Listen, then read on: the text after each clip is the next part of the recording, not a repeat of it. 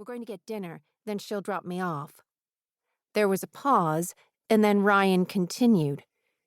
"You sure you want to do this?"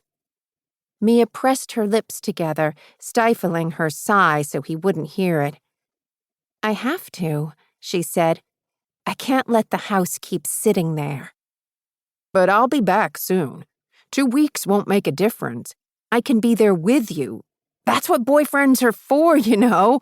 He chuckled and then went on, more serious now. "You don't have to do this alone. You don't need to prove anything." "I'm not trying to prove anything," she told him. They'd been over this a lot. Ryan liked being needed, and it bothered him that she didn't want him to come with her when she returned to the house for the first time since her grandmother died. "I want to spend the night there by myself," she added. "Then tomorrow I'll meet up with Erica again, and Saturday we leave for the Adirondacks." She waited, sure he was going to protest further. But thankfully, a voice in the background announced the last boarding call for Flight 1642 to Los Angeles. "Is that yours?" she asked. "Yeah," he answered, resignation in his voice. "Okay, look. Make sure to get the exact measurements for the 2 upstairs bedrooms and the hall.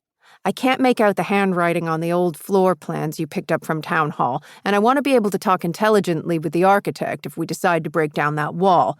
And make sure the gardener cleared the leaves. You want the place to look nice no matter what you decide to do with it. And set a timer on the hall light, for God's sake." "There's no need—" "Mia, this is my business. I work in real estate, remember? I hear these stories all the time. A property looks vacated, and it's as if the owner sent a personal invitation to any burglar in the 25-mile radius. Okay, I've got it all covered. Go ahead. Don't miss your flight. And call if you get scared or creeped out. Call any time, okay?" "I won't feel creeped out. I grew up there." "And that's exactly why you might feel weird, Mia." There was a rustling as his voice trailed off, and she pictured him getting up from the plastic airport chair, throwing his coat over his arm, and starting to wheel his carry-on toward the gate. "I gotta go," he said into the phone. "I love you. I'll call you tomorrow, okay?" "Okay," she said. "Have a good flight."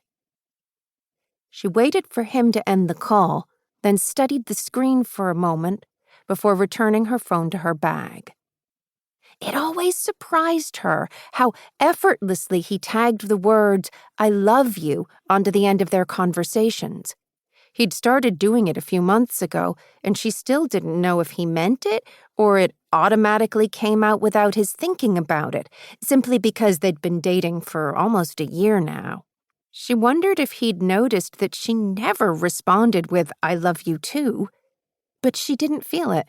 Not yet, anyway. And she wasn't the kind of person who said things without meaning them. Still, she understood his frustration about tonight. She could have arranged this trip for a time when he could have joined her. But she'd scheduled it for today specifically because she knew he was flying out on a business trip. She hoped he bought her story, that she merely wanted to be alone. She didn't relish keeping secrets from him. But she couldn't bring him to the empty house because there was something there he couldn't see. Something that she had to find and deal with before she could ever let him in. She settled in for the 70-minute ride, and when the train slowed as it approached the Soundport train station, she pulled on her tan fall jacket and slung her bag over her shoulder. Standing, she gave a quick smile to the woman upset about the dark, then pulled her suitcase from the overhead rack and made her way to the exit doors.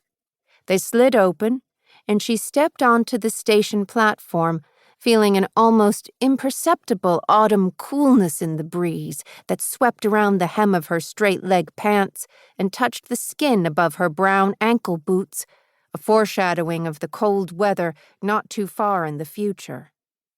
The air held a familiar, faint scent of wood-burning fire.